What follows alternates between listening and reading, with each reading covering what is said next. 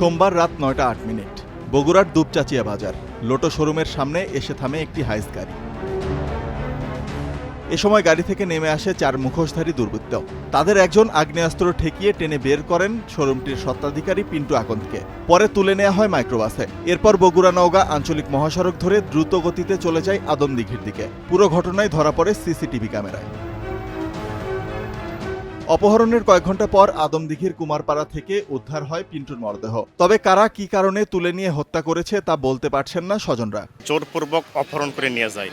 নিয়ে যাওয়ার 1 ঘন্টার মধ্যে তাকে শ্বাসরুদ্ধ করে হত্যা করা হয়। রাত আনুমানিক 9টা বা 9:30টার দিকে হত্যা করছে, তার সুষ্ঠু বিচার আমরা চাই।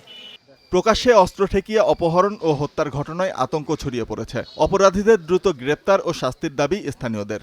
আদমদীঘির একটা এলাকায় একদম গাড়ি সহ পরিত্যক্ত গাড়ি সহ ওখানে আমার ভাইয়ের লাশ পাওয়া যায় আর কি। এই ব্যাপারে আমরা ঊর্ধ্বতন কর্মকর্তা বা প্রশাসনের কাছে আমরা দাবি রাখছি এনার একটা সুষ্ঠু ব্যবস্থা যেন হয়।